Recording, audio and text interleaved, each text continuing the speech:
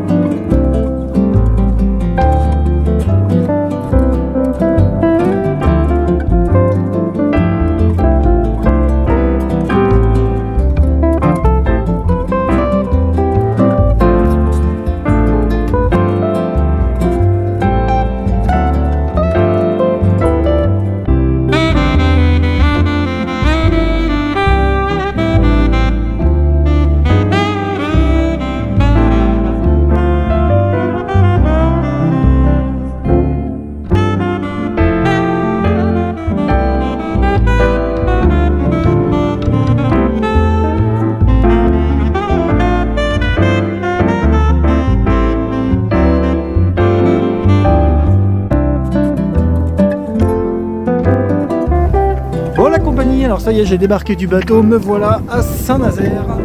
On va aller voir un petit peu ce que ça donne. Alors pas mal de bâtiments béton et plutôt assez anciens autour de moi. Je vais voir un petit peu ce que ça donne. J'ai repéré un petit musée juste à côté de là où je suis descendu en bateau, donc je vais aller y faire un tour. J'aurai peut-être des explications un petit peu sur ce qui se trame ici, pardon. Et écoutez, je vais faire mon petit tour, puis je vous retrouve après. Finalement, Saint-Nazaire, c'est un endroit vraiment particulier parce que y a un petit tourisme qui se développe, mais c'est quand même pas ça qui prédomine. Et ici, c'est vraiment un lieu industriel avant tout. C'est assez impressionnant quand on se balade dans la ville, parce que c'est vrai que mis à part les édifices tout en métaux, les grandes grues un petit peu partout qui fabriquent les bateaux, les bunkers de la Seconde Guerre mondiale qui restent là et tout ça, la ville est plutôt sympathique et très animée. Et c'est vrai que le côté industriel et fabrication de bateaux est vraiment partout. En fait, on a vraiment l'impression d'être dans un grand chantier naval en permanence. Et ça, c'est plutôt assez sympa. C'est une curiosité. Je pense que c'est un endroit plutôt assez rare.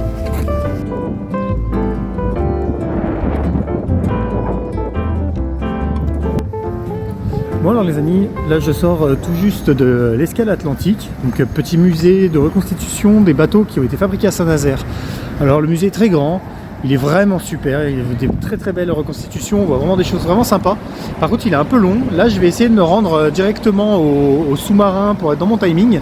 Mais en fait finalement en venant à Saint-Nazaire j'avais l'impression que j'aurais suffisamment d'une bonne après-midi pour visiter les alentours et le coin. Mais en fait je me rends compte que ça va peut-être manquer un peu de temps dans tout ça. Allez camarades, allez on y va.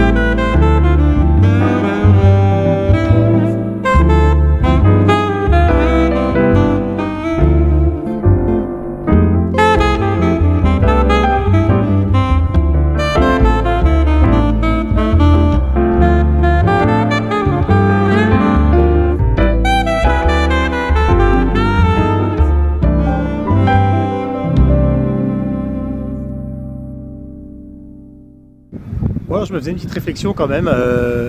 Effectivement, ici, je me suis dit, au début, je connaissais pas. Je me suis dit, bon, on sait jamais, peut-être qu'une après-midi, ça suffira largement pour voir Saint-Nazaire. Ça n'avait pas forcément une réputation très touristique. Mais bon, au final, je trouve que ça fait un petit peu court. Donc, je vous donne un petit conseil. Si vous venez à Saint-Nazaire, pour y faire un peu de tourisme, venez pour une journée, pas pour quelques heures comme moi. Venez vraiment pour une journée, vous aurez vraiment le temps d'en profiter. Parce que là, vous voyez, je suis tout juste en train de regarder la ville, il est 19h. Donc ouais, prévoyez au moins une bonne journée pour la visite de la ville et faire tout ce qu'il y a à faire, parce que c'est vraiment interactif. Là, on a vraiment envie d'y rester.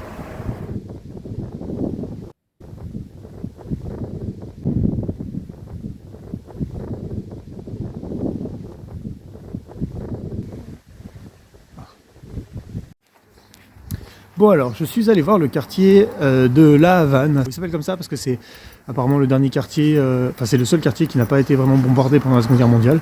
Parce que la ville a été détruite à 85% et donc les 15 petits pourcents qui restent sont un quartier. Ici, ce petit quartier de La Havane. Et donc en traversant, je me suis rendu compte que c'était très résidentiel et je me suis fait une réflexion que je vais vous donner un petit conseil de voyageur. Quand vous arrivez en fin de journée vers 19h, 20h et que vous ne savez pas où aller, où vous rendre, pour vous restaurer, pour vous poser un petit peu, c'est tout simple. Vous regardez le bout des rues et quand vous voyez des gens traverser, vous regardez dans quel sens ils vont. Et quand vous vous rendez compte qu'ils vont tous vers le même point, vous y allez aussi, tout simplement. Donc du coup à Saint-Nazaire vous allez être vachement confronté, un petit peu comme à Nantes, donc il y a beaucoup de... une histoire quand même relativement triste, puisqu'il y a la traite des Noirs pendant l'esclavage qui était très présente à Nantes, on a aussi toutes les histoires de la Seconde Guerre mondiale, donc c'est vrai que c'est chargé, c'est assez chargé, mais du coup ça donne aussi beaucoup d'intérêt au lieu, et c'était quand même deux villes qui ont une très grande... qui ont gardé des grandes traces de l'histoire, c'est des lieux de mémoire quoi, vraiment.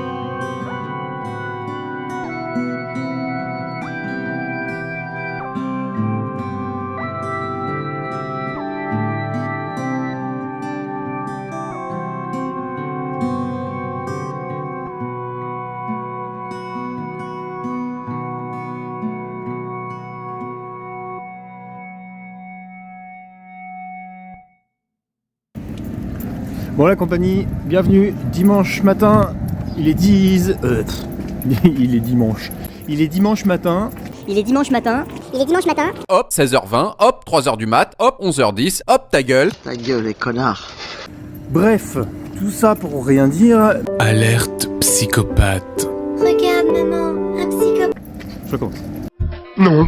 Jour pluvieux et gris, alors c'est plutôt assez chouette parce que je vous avoue que là ça donne un petit décor bien typique, On a beau dire la Bretagne et la pluie, mais bon ça va quand même bien ensemble. Voilà. Bretagne, excusez-moi, vous offusquez pas, je sais, je suis à Saint-Nazaire, mais il y a des drapeaux bretons, moi j'y suis pour rien. Et j'ai posé la question à plusieurs personnes pendant mon voyage et il n'y en a pas un qui arrive à se mettre d'accord avec l'autre sur où s'arrête la Bretagne. Donc moi je vais envie de considérer que je suis un peu en Bretagne puisque c'est un petit peu... le thème de ma vidéo, alors voilà.